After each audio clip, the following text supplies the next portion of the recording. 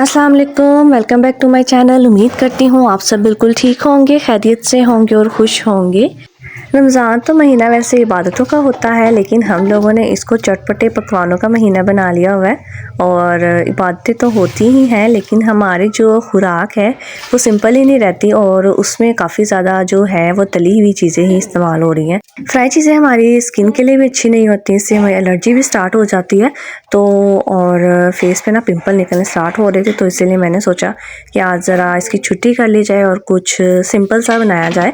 तो इसलिए आज हमने पुलाव बना लिया था, साथ दही भल्ले थे, लेकिन फिर भी फ्राई चीज़ें एक लाजमी थी। ड्रम स्टिक फ्राई कर लिए थे, साथ बच्चों की ख्वाहिश थी कि एक चीज़ आप साथ और रखें लाजमी। बच्चे तो पकौड़ों के बहुत ही शौकीन है, वो कह रहे थे कि आप पकौड़े बना लें, लेकिन मेरा फिर भी इरादा नहीं बना था कि मैं पकौड़े बनाऊं, इसीलिए फिर सोचा था ड्रम स्टिक हम फ्राई कर लेते हैं। तो आज साथ वो कर लिए थे पुलाव के। सबसे पहले तो यखनी रखी थी और उसमें डाल दिया था कड़ी पत्ता, बदियान के फूल, बड़ी इलायची और काली मिर्च साबुत, और फिर साबुत पिसी हुई काली मिर्च और नमक। 6-10-12 जवे थे लहसुन के और एक छोटा सा साबुत प्याज वैसे ही डाल दिया था। या तो पोटली बना के डाल लें या वैसे ही डालें, मैंने वैसे ही डाला था क्योंकि साबुत मसाला वैसे भी मज़े का लगता है, अच्छा लगता है। तो उसके बाद मैंने फिर यखनी चढ़ा दी थी और तब तक यखनी पकती रही थी, तब तक दूसरे मैं काम करती रही थी। और साथ फिर मैंने पुलाव के लिए रख दिया था मसाला। इसमें प्याज का हमने इस्तेमाल बिल्कुल भी नहीं करना, सिर्फ लहसुन अदरक डालना है, इसको थोड़ा सा कड़कड़ाना है। उसके बाद इसमें खड़े मसाले ऐड कर देने हैं। 1 से 1.5 मिनट मसाले को हल्का सा फ्राई करना है। उसके बाद इसमें टमाटर और हरी मिर्चें काट के वो ऐड कर देनी है। तब तक जब तक मसाला भुन रहा था, मैं अपने दूसरे काम साथ साथ करती रही थी। आज बस दही भल्ले बनाने थे, तो उसका मसाला वगैरह काट के रखा हुआ था, बस उसकी मिक्सिंग करनी थी, वो कर रही थी मैं। ड्रम स्टिक को तो मसाला लगा के मैंने फ्रीज़ करके रखा हुआ था और वो भी इतना स्पाइसी नहीं था, उसमें मैंने स्पाइसेस नॉर्मल ही रखे थे। तो क्योंकि ये फ्रीज़ हुए हुए थे, इसको मैंने निकाल के पहले ही रख दिया था। आज की हमारी इफ्तार बिल्कुल सिंपल थी और उसमें हमने इतने स्पाइसेस यूज़ भी नहीं किए थे।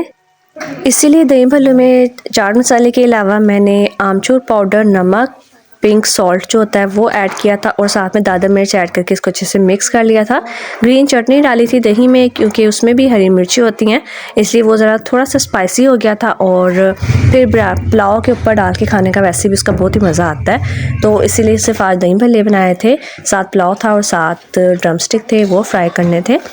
इसको काफ़ी टाइम हो गया था पकाते हुए, तो इसीलिए कम से कम इसको 45 मिनट मैंने प्रेशर लगाया था और इसकी जो हड्डियाँ थी काफ़ी हद तक जो है वो गल चुकी थी। मसाले की भुनाई हो चुकी थी, फिर मैंने इसमें गोश्त ऐड कर दिया था और इसको फिर थोड़ा सा इसका भुना था अच्छे से, और फिर उसमें नमक और दादर मिर्च डाल दी थी और साथ में इमली ऐड की थी। थोड़ी सी अच्छे से इसकी बुनाई करनी थी ताकि जो इसकी खुशबू है वो थोड़ी सी चेंज हो जाए। उसके बाद फिर मैंने इसमें यखनी डाल दी थी। यखनी थोड़ी सी कम थी तो मैंने साथ ही थोड़ा सा जो सादा पानी है वो भी डाल दिया था, और यखनी क्योंकि हमारी गर्म थी तो इसीलिए फिर साथ ही चावल भी मैंने शामिल कर दिए थे। चावल में जब पानी सूख गया था तो फिर मैंने इसमें ज़रदा रंग, धनिया और साबुत जो हरी मिर्ची होती हैं वो डाल के इसको दम दे दिया था। पुलाव में ज़्यादा रंग तो नहीं डलता, लेकिन बच्चे बिल्कुल वाइट चावल नहीं खाते, इसीलिए थोड़ा सा इसमें ऐड करती हूँ लाजमी, ताकि जो इसकी बिरयानी की लुक आए। और इसीलिए टेस्ट तो इसका वैसे ही बहुत अच्छा होता है, बस बच्चों को कलर से होता है कि ये कलर वाइट वाइट है तो देखने में मज़े का नहीं है, उससे ज़रा इसकी जो शक्ल है वो ज़रा प्यारी सी हो जाती है, इसीलिए थोड़ा सा येलो फूड कलर मैं लाजमी ऐड करती हूँ।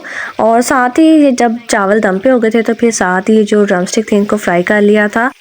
इफ्तार में जब थोड़ा सा टाइम होता है, घर में अफरा तफरी मच जाती है और जो आपके आसपास जितने भी लोग होते हैं सारे शेफ़ बन जाते हैं, तो इसीलिए इफ्तार में काफ़ी हड़बड़ी सी हो जाती है। सब ही होता है कि जल्दी जल्दी से चीज़ें लगा लें, रख लें और टाइम बच जाए हमारा। सबकी यही कोशिश होती है कि चीज़ें वगैरह रख के आराम से बैठ जाएं ताकि हमें तसल्ली हो जाए कि इफ्तारी होने वाली है।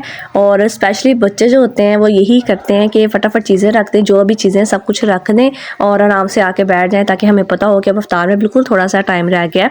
बच्चों ने भी रोज़े रखे होते हैं तो इसलिए उनकी वजह से टाइम से हम टेबल पर चीज़ें लगा लेते हैं और फिर बैठ जाते हैं।